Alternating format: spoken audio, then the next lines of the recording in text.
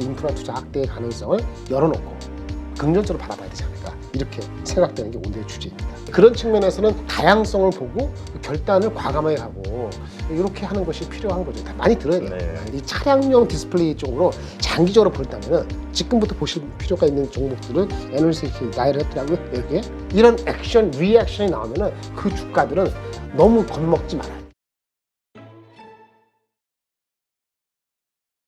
자, 오늘은 어떤 이야기를 준비하셨나요? 예, 오늘은 이제 중국 쪽 지표들 관련해서 요즘에 엊그저께 뭐 화학주나 철강주가 반등은 세게 했잖아요. 그렇죠. 사실은 지난 주말 넘어가면서 관련되는 인디케이션에서 이 코멘트라는 애널리스트가 있더라고요. 그게 메이크센스하고 맞기 때문에 그 얘기를 좀 하려고 해요. 네. 그리고 아마 자동차 관련된 거 약간 얘기할 수도 있지만 하여튼 이걸 중심으로 말씀을 드리겠습니다.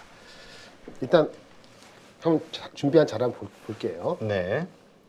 아직은 미미하지만 반등을 하고 있다는 겁니다. 그래서 중국의 그 부동산 거래가 아직 많이 되고 있지 않죠. 그렇죠. 뭐 그런다 하더라도 뭐 조금은 반등 추세가 좀 나왔다. 신규 여기 보시면은 그렇죠. 신규 분양 면적 1.7으로 반등을 좀 모색을 하고 있다. 이런 게 나왔고 전체적으로는 아주 세진 않은데 전반적으로 바닥을 형성하고 있는 것 같다. 이런 느낌을 좀 보고 있는 것 같아요. 그래서 미미하지만 반등이 있다고 어텐션을 했고 실제 보시면은 중국에 도시도 많네요. 그렇죠? 70개 대도시 여기에 주택 가격 증가율도 계속 내려가다가 조금은 이제는 안정화를 시도하려는 분위기가 물론 일선 도시부터입니다만은 좀 그런 게 보이는 것도 약간의 조치만 있으면은 좀 바닥을 확실히 찾을 수 있다. 이런 흐름이고요.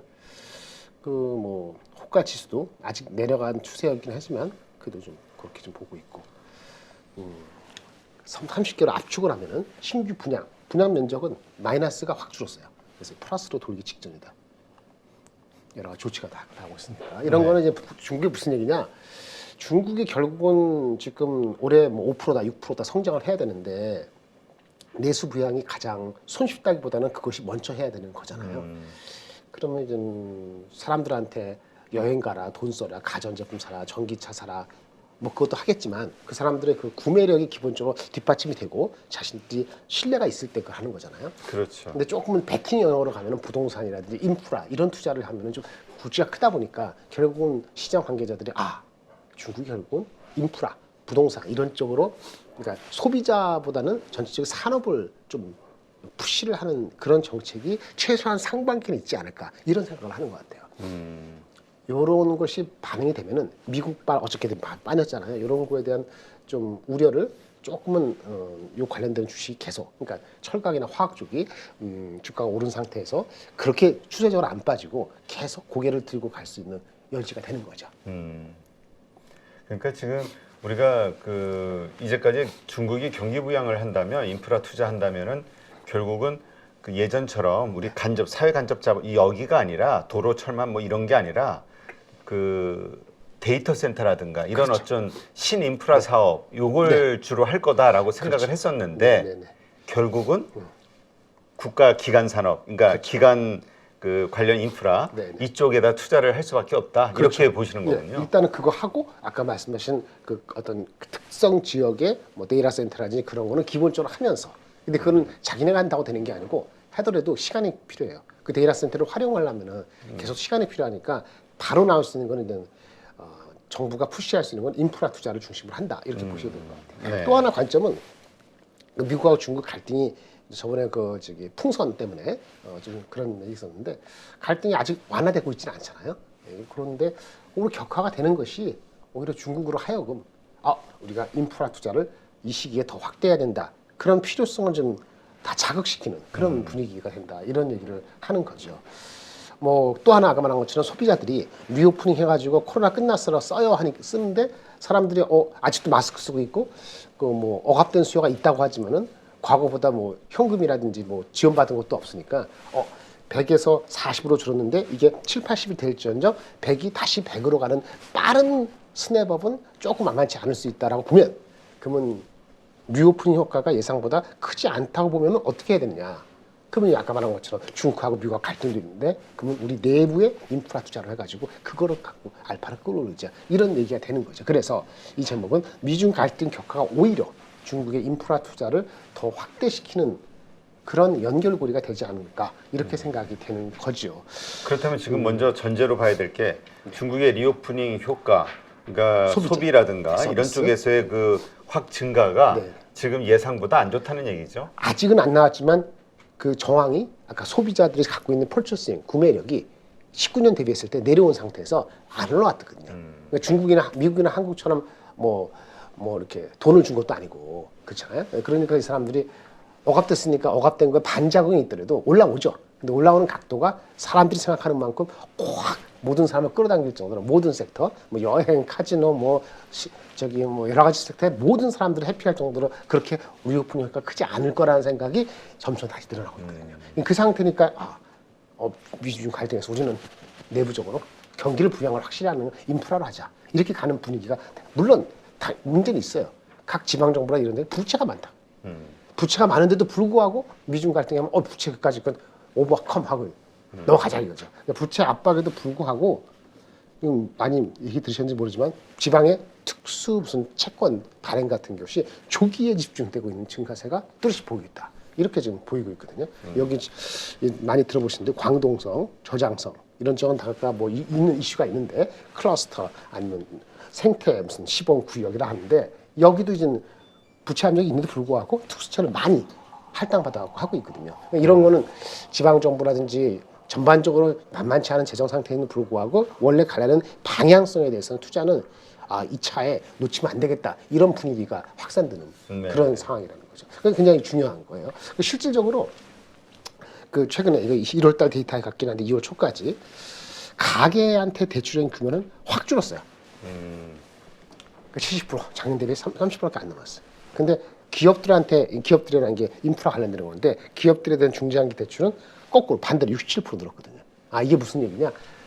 기업 투자가 개인한테 소비한테 영향시키는 소비 지출로 연결되는 대출보다는 더 확실히 증가되고 있는 것이 이러한 정황하고도 연결되는 거 아니냐? 지금 그렇게 연결되고 있는 거죠. 네. 그래서 중국 인프라 관련되는 한국 관련된 주식은 뭐 전체 매크로 때문에 우려가 되고 이렇게 계속되지만은 좀 방향성을 좀 좋게 보고 접근하는 시점이 되지 않았는가 이렇게 이제 보여지는 겁니다. 관련된 게 철강, 뭐 화학도 연결될 수 있겠죠. 그러면 우리가 이것이 단기적일 것이냐? 미중 갈등이 단기라고 보기는 어렵지 않습니다. 그렇죠. 꾸준히 나올 이슈죠. 네. 그러면 중국이 아까 그 부채도 있고 뭐 지방마다 상황도 다르고 여러 가지 다를 텐데 의견이 다를 텐데도 어쩔 수 없이 확대할 수밖에 없다. 그러니까 불가피하다. 이렇게 강조드리고 싶어요.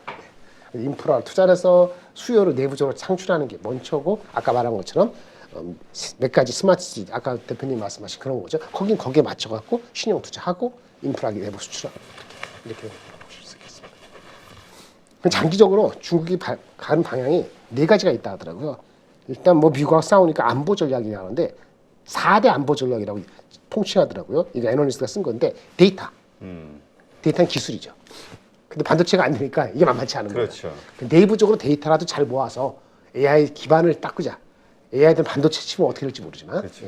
그거가 이제 핵심이고. AI가 지금 많은 우리 기대감이 있지만 사실 그 AI가 성공하기 위해서는 뭐 지금 말씀하신 반도체 어떤 하드웨어적인 부분도 있지만 데이터 그걸 학습할 수 있는 데이터가 있어야 되는데 이 데이터를 그렇죠. 일부러 만들려면 이것도 어마어마한 그렇죠. 비용이다 보니까 그 측면에서 중국이 기본적으로 강한 거니까 그렇죠. 그걸 놓치지 말고 지속적으로 데이터를 하자. AI를 하겠다는 거는 얼마 전에 바이두도 그렇고 또 뭐 계속 나오잖아요. 물론 반도체 칩을까지 가지면 좋은데 그건 안 되는 거니까 데이터 확보하고 에너지 영원한 숙제죠. 국방, 농업 이렇게 나가는 거니까 농업에 우리랑 별로 관계 없지만 데이터하고 에너지는 저희랑 관계가 있는 거고 데이터 센터 만약 증가시키면 반도체 수요도 궁극적으로 우리한테 좋은 거니까 그런 측면에서 중국의 인프라 투자 확대의 가능성을 열어놓고 긍정적으로 바라봐야 되지 않을까 이렇게 생각되는 게 오늘의 주제입니다. 네. 뭐 실제 여기 아까 잠깐 말한 과거에 지방이 특수채 조기 지명 규모가 있는데 올해 보면 3월달에 우리 지금 2024년 들어와서 그렇죠? 작년 11월부터 발행을 시작해서 집행한 것이 올해 특수제인데 이것이 지금 전년 대비했을 때 증가율이 60%. 그러니까 작년 재작년보다는 한 3년보다 특수채 발행 비중이 늘어나고 있어요. 절대 규모도 그렇고. 그래서 이런 측면으로 가면 올해 상반기까지 지방 정부가 만만치 않더라도 특수채 발행을 해가지고 빨리빨리 하자. 이런 그 가속되는 그 긴박감을 느낄 수 있지 않을까 이렇게 생각이 드는 거죠. 조기 집행하는 건 중요한 거니까요. 그다음에 부채비율이 높죠. 이게 관건이에요. 항상 외국에서 갔을 때는 부채가 높으니까 지방 정부가 GDP 대비 30%가 부채니까 이게 어느 레벨까지 허용할 것인가 보는데 지금 미중 갈등 상황에서 어쩔 수 없다. 내수를 안 하면 안 된다. 그러니까 부담을 안고 가는 거예요. 그렇죠. 이게 사실은 우리나라가 뭐 지방 정부가 작으니까 미국 그러니까 다르니까 지방 정부 GDP 대 부채 비율이 어느 게 적정한지는 사실은 알지 못하죠. 근데 멈출 건 멈출 것 같으면서도 멈췄어야 되는데 갈등이 심하니까 지방 정부가 발행을 하는 거죠. 그렇죠. 예, 어쩔 수 없는 그런 거. 요거는 이제 그래서 인프라 가지고 여기 고개를 들고 있죠. 빨간 거.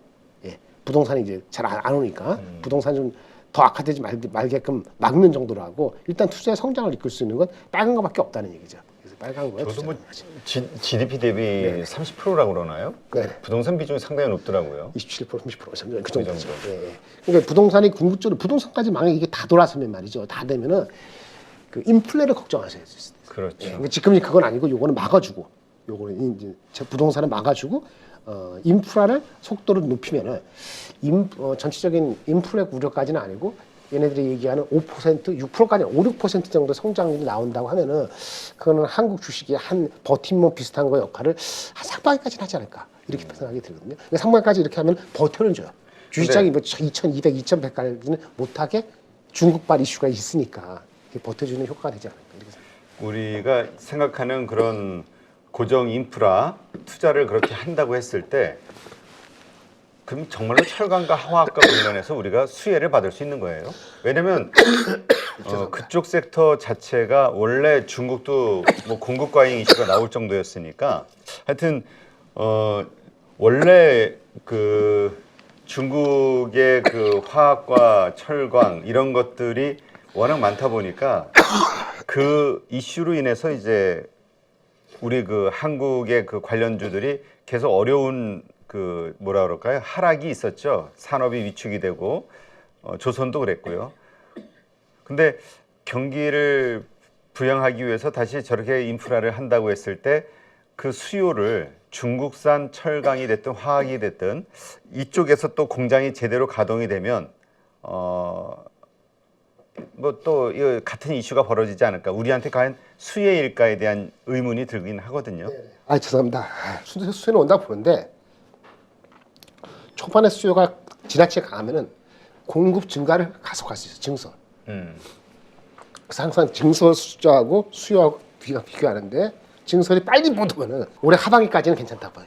그러니까 증설이 보세요. 그 화학이고 철강이건 증설이 작년까지는 가속화가 안 됐거든요. 그러니까 수요가 안 쓰일 줄 알고. 근데 올해 상반기에 수요가 올랐어요. 그럼 증설을 하겠죠? 올 상반기에. 그럼 빨리 해도 올 하반기나 내년까지는 안 오거든요. 그러면 철강과 화학 쪽에서 기존의 캐파가 있고 공급 능력이 있는 회사들은 최소한 한 9개월, 올해 상반기나 하반기 어느 정도까지는 수혜를 입는다고 보셔야 될 것 같고요. 주가가 우리 한국의 그런 화학이나 철강 주식이 그런 거를 얼만큼 땡겼느냐가 중요한 건데 밸류에이션을 봤을 때요. 최고점은 안 갔어요. 최고점은 안 가고 중간 정도에서 약간 올라갔거든요. 최근에 오른 화학주나 이런 것들이.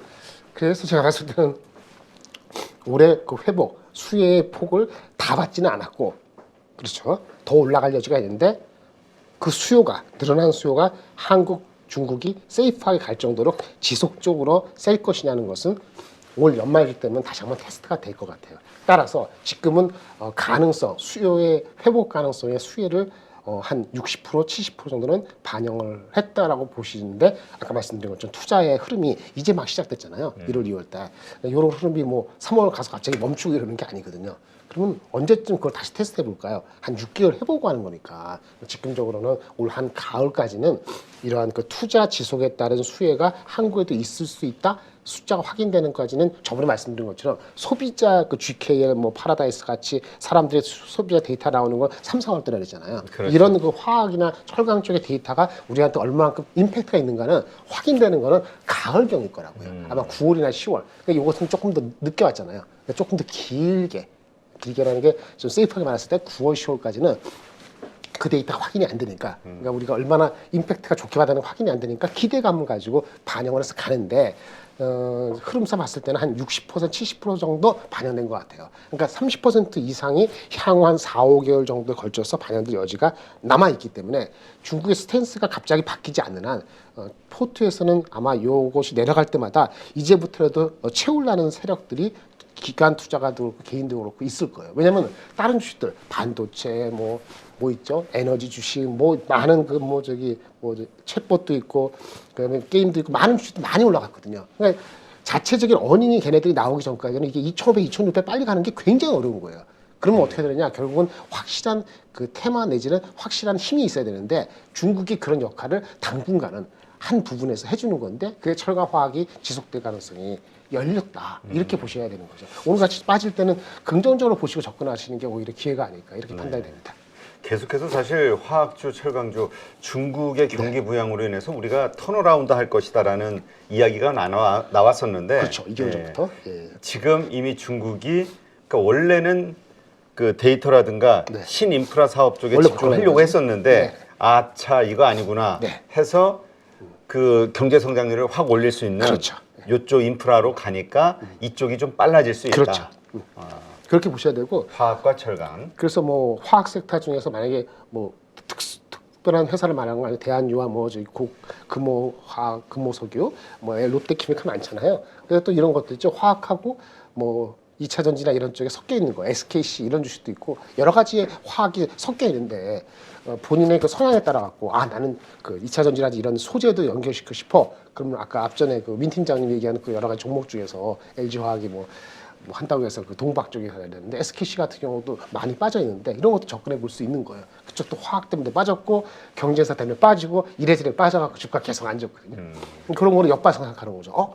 화학도 반응이 받을 것이고 2차 전지 소재도 궁극적으로 반영을 한다면 이게 너무 빠진 거 아니야? 라고 접근할 수 있는 거거든요. 사실은 금호석유 그다음에 대한유화 같은 경우도 불과 1개월 전에는 그런 역발상으로 했으면 들어가 있을 수도 있는 거잖아요.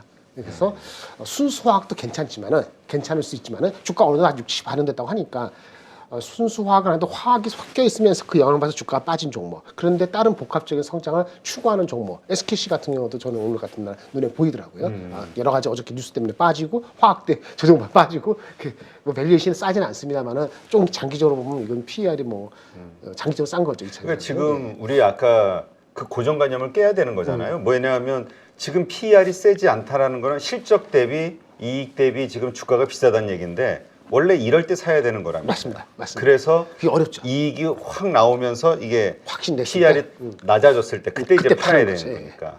반도체도 그렇고. 그러니까 이게 용기가 필요한 거예요. 그만큼 이 업이라든가 과단성이 필요해요. 근데 과감하게 결단하는 거. 과감한 결단을 하기 위해서는 알아야 되잖아요. 이 사이클을 알고 이 산업을 이해하면. 8.15 대표님 이렇게 얘기 듣고 네? 8.15 대표님의 이 방송을 듣고 가끔 저같이 못생긴 사람들 가끔 얘기 들어주시고 저를 낭떠러지로 끌고 가시나요? 아닙니다. 제가 여기 출연하기 전부터도 작년부터도 애널리스트들 가끔 자주는 못 봐도 일주일에 한 번 정도는 봤거든요. 네. 작년 말부터 그래서 무슨 프로 그 회사 그거 하고 2개는 꼭 봤단 말이에요. 일주일에 한 번씩. 근데 점점 그쪽이 멀어지고 여기가 보게 되는 이유가 다양성이 있더라고요. 그러니까 다양한 얘기를 듣고서 거기에 대한 판단을 유도해야 되거든요. 어느 분위기에 한쪽만 확 하면은 그때는 여러 사람을 끌어들일 수 있을지 모르지만 사실은 도움이 되는 데 있어서는 유용성은 장기적으로는 떨어진다고 보는데 제가 8.15 처참받은 거 없습니다. 출연료 말고는. 근데 그런 측면에서는 다양성을 보고 그 결단을 과감하게 하고 이렇게 하는 것이 필요한 거죠. 많이 들어야 돼요. 네. 많이 들어야 돼요.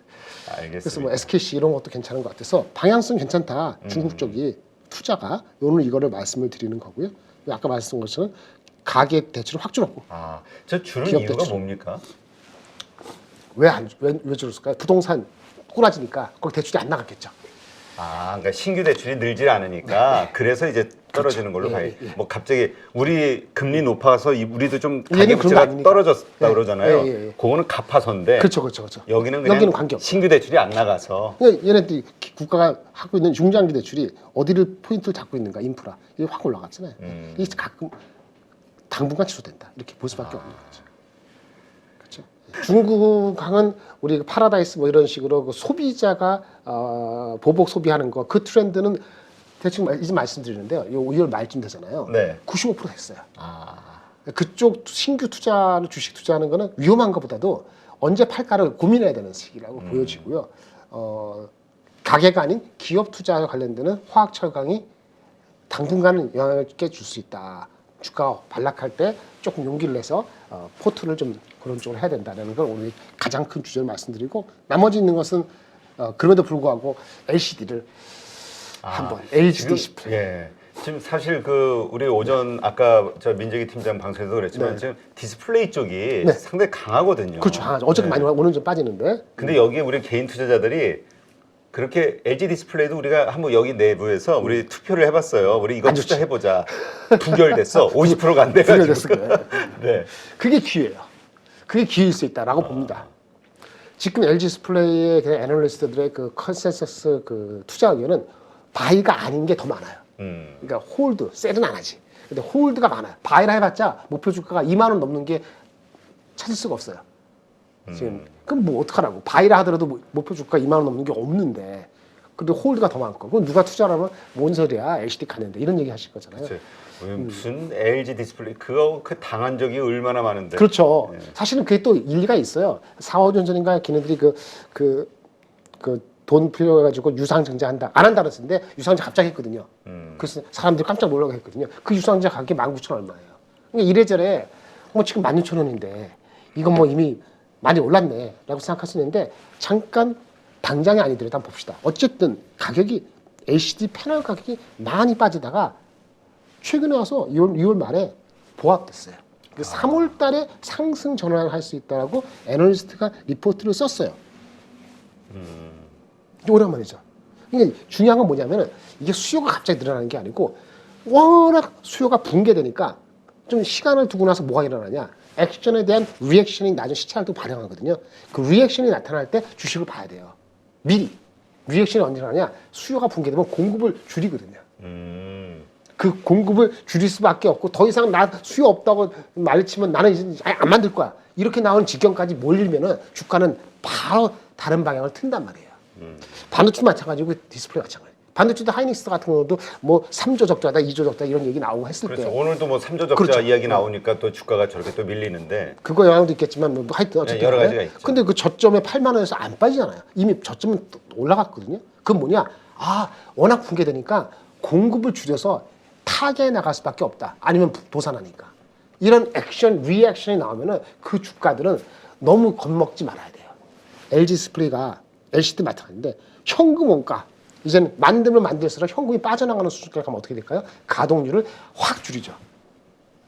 그러면 걱정해요. 패널에서 사가는 업체들은 지금 아니더라도 3개월, 4개월 지나면은 가동률을 줄이면 내가 필요할 때 못 받겠네? 너무 많이 뺐나? 그럼 가격 내고에서 입장이 바뀌는 거거든요. 그 최근에 그 가동률이 60%까지 떨어졌는데 임계점이라 해요. 임계점. 그러니까 이게 어떻게 되냐? TV 업체들이 또 재고를 많이 팔았어요. 재고가 여전히 많아요. 한 달치 이상 8주 이렇게 있는데 작년 가을 시점에 15주보다는 확 줄은 상태에다가 얘네들이 버티지 못하는 수준까지 갔네? 이러니까 방향을 전환할 수 있다라고 애널리스트가 얘기했는데 이 사람이 뭐 혼자 갑자기 이런 얘기를 했겠어요? 이유가 있으니까 얘기했겠죠?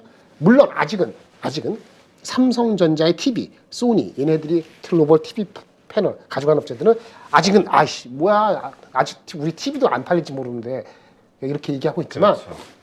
지금 이 상황을 봤을 때는 한번 돌면은 가격은 상승 추세로 갈 것이다. 이렇게 얘기를 하는 리포트가 나왔기 때문에 말씀을 드리는 거고요. 그러니까 이 얘기는 결국 그동안 계속 그 부정적인 시각이 있다 보니까 팽배했죠.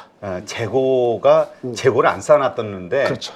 이게 보니까 생산을 줄이니까 이제 이거 이러다 재고 부족하는 거 아니야? 조금 늘려야 되지 않을까? 전분기보다 10%? 그런 조짐이 나왔을 때 주가가 좀 미리 반영을 하는 근데 거죠.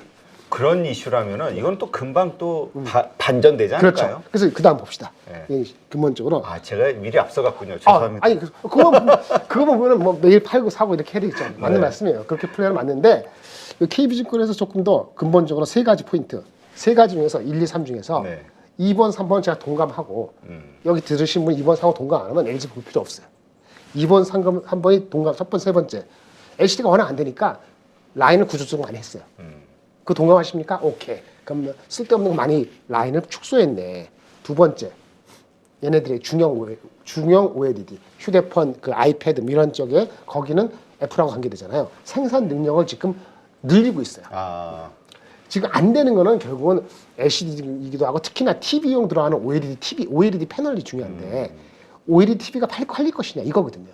이거는 매크로랑 관련돼요.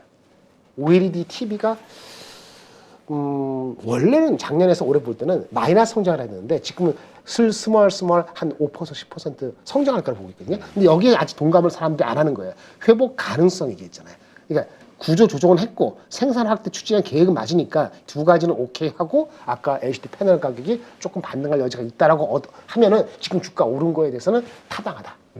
근데 과연 목표 주가가 2만 원도 안 나, 16,000원인데 2만 원도 안 되면 이게 뭐 단기 플레이드 뭐냐라고 했을 때 그거의 판단 근거는 OLED TV가 수요가 작년 대비 회복할 것이냐 이렇게 보셔야 돼요. 1분기 실적이 1조다. 적자. 하이닉스보다 낫네. 네. 지난 분기 9천억 적자. 그래도 하이닉스는 그래 지금 몇 조 적자 보지만 흑자, 나중에 흑자. 10몇 자 그렇지. 흑자 볼 거야. 네, 이게 기대감이 있으니까 맞아요. 버티는데 여기는 이익 나봐야. 그래서 1조 적자임에도 불구하고 적자 적음에도 불구하고 PBR이 0.6배, 7배밖에 안 그러니까 돼. 기대감이 없는 거야. 돈 번다는 기대감. 하이닉스는 1.2배가 되고 있고. 그런데 아까 말한 것처럼 그 리액션을 지금 하고 있다는 측면에서 이제는 좀 달리 볼 수도 있다는 거죠. 어쨌든 적자는 1분기 바닥이고 2분기 거쳐서 점진적으로 회복되면 올해 전체는 적자지만 이렇게 될 수 있다. 그래서 OLED TV가 매크로랑 관련해서 올라간다면 주가는 아마 2만 원대로 안착할 수 있을 거라고 보여지고요. 빠질 때 사야 될 것 같고 얘네 OLED 어디 팔느냐? OLED TV는 유럽에 많이 팔아요. 미국도 팔지만. 근데 유럽이 어떠죠? 조금 나아지고 있죠. 경기 침체 완화 정도가 에너지 그렇죠. 가격 때문에. 그래서 이런 게 된다면은 오케이. 또 하나 이게 LG전자가 대주잖아요. LG전자가 TV를 많이 사줘야 되는데 OLED 거기 한 70% 사가지고 가는데 LG전자의 홈 엔터테인먼트 TV 사업본부 얘네가 흑자 전환을 지금 앞두고 있거든요. LG전자 주가가 그 전장 사업 때문에 그렇고 1분기 TV 이런 것 때문에 좀 올랐죠. 많이 올랐어요. 12만 원까지. 그러면 LG전자 입장에서 LG 디스플레이에 대한 그 패널 구입이라든지 가격에서도 조금 유도리 있게 나갈 수 있고 유럽 쪽에 뒷받침되면은 OLED TV 패널 쪽도 좀 가동률이 개선될 수 있는 여지가 있다. 아직 동감은 100%안 하지만 그걸 열어놓으면은 그게 확인되면 이게 다 3박자 맞으면 앞자는 바뀐다. 근데 이 두 개 가지고 끝나면은 맞아요. 한 18,000원, 19,000원의 목이 있을 수도 있고 이런 입장이 되는 거죠. 이렇게 말씀 길게 드린 거는 반도체도 그렇고 모두 그렇고 사람들이 다 안 볼 때 슬렁슬렁 올라가서 한번 친다는 거죠. 그게 10% 20%인데 지금 장이 어디 20% 쉽게 먹을 수 있는 장이 아니잖아요. 그렇죠. 여기 빠지고 저기 빠질 때 그거를 노려야 된다는 측면에서 말씀을 드렸고요. 장기적으로는 장기적으로 내년도 얘기죠. 내년도에 아이패드 패드 있잖아. 네. 여기는 OLED 안 쓰거든요. OLED를 채워간다는 거. 아, 근데 LG께 쓰거든요. 요것이 아마 올해 상반기, 올해 아마 하반기 여기 나오네. 올해 그 가을 정도에는 소재 부품 업체 중심으로 이슈가 될 건데 삼성이 가져갈지 LG 가져갈지 잘 모르겠어요. 나눠 가져가겠죠. 이런 것도 그 아까 LCD 가격 패널 가격 올라가고 주가 올라가면 나중에 이런 것도 근본적으로 내년을 바라볼 수 있는 아직은 좀 이른데 그게 테마가 될 수도 있다. 나머지는 뭐 보십시오. 차량용 디스플레이 뭐 그렇게 하는데 이건 좀 장기적인 거니까. 그러니까 저는 사실 그 LG전자 우리가 LG전자의 주가를 오르는 이유 혹은 LG전자를 투자하시는 분들은 아마 전장에 대한 기대감. 맞습니다. 네, 이 전기차 전장에 대한 기대감으로 투자를 하실 건데 이 디스플레이도 이제 차량이 디스플레이가 OLED 뭐 이런 그 뭐죠 자율주행이 됐든 여러 가지 것들이 사진을 가져왔어야 되는데 이런 것들이 됐을 때 사용되는 그 범위가 커지면서 여기서의 기대감 있죠. 예. 그게 여기 나온 게 차량용 디스플레이 시장이 빨리 커진다. 이건 맞아요. 근데 아직은 발동이 안 걸렸는데 2025년부터 임팩트가 커질 것 같은데 준비하는 입장에서는 내년부터 준비가 되거든요. 지금 아니더라도. 그래서 내년부터 되면은 전 자동차 업계에서는 이게 SDV가 소프트 디파인드 비어클. 소프트웨어가 자동차가 소프트웨어에서 디파인 정의되는 시대에 자동차 시대로 바뀐다는 그렇죠. 거죠. 이게 뭐 단순한 그 내비게이션 이차는 게 아니고 그렇죠. 모든 게 바뀐단 말이에요. 그러면 이제 거기 가는 데는 자동차 부품업체들이 수혜를 받겠지만 현대 오토모도 그렇고 하지만 거기 그렇게 되면은 차량 스크린이 완전히 달라지거든요.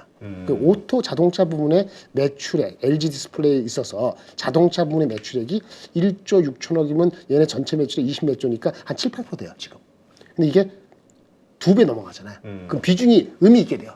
두 자리가 될 수 있어요. 네. 그래서 25년 정도에는 오토 부분, 자동차 차량 스크린에 LG 디스플레이 전체 매출 차지하는 비중이 의미 있게 커지는 거니까 그 의미는 내년부터는 당연히 작용될 가능성이 있는 거죠. 애널리스트는 일찍 얘기하는 거니까 이렇게 얘기했고, 8%? 더블 될 수 있어? 뭐 만약 아까 아이패드 얘기했는데 아이패드도 면적이 커지면 아이폰보다 개수는 작지만은 단가가 높아지거든요. 네. 그러니까 TV는 더 커질 거 아니에요.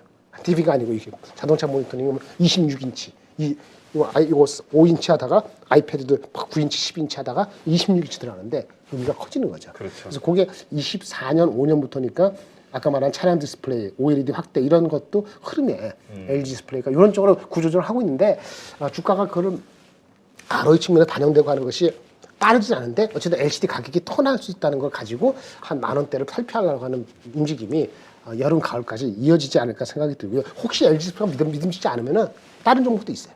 이 차량용 디스플레이 쪽으로 장기적으로 볼다면은 지금부터 보실 필요가 있는 종목들을 애널리스트 이렇게 나열을 했더라고요. 이렇게 뭐예요? 이녹스 첨단 소재, PI 첨단 소재, 덕산대 그룹스, 선익, ABS 홀딩스. 근데 제가 봤을 때는 가장 LG 디스플레이 수혜를 많이 보는 건 이녹스 첨단 소재가 가장 맞아요. 또는 이녹스 첨단 소재를 잘 살았고 있는 이녹스도 괜찮고 이런 주식들은 이녹스 좀 모르긴 했죠. 이녹스 첨단 소재는. 근데 이녹스 첨단 소재와 그 모회사 이녹스 같은 경우는 가장 안정적이면서도 넘버가 잘 나오니까 뒤로 갈수록 좀 변동성이 큽니다. 작고 그래서 LG 디스플레이 애매하면은 이런 종목도 한번 스타디를 해보시는 게 지금 시점에 적절할 것 같습니다. 네. 여기까지가 오늘 준비한 겁니다. 알겠습니다. 초반에서 죄송합니다. 아닙니다. 아니 근데 말씀을 들으면서 그런 생각이 저는 떠오르네요. 그 뭐냐면은 우리가 뭐 챗 GPT가 됐든 뭐가 됐든 네.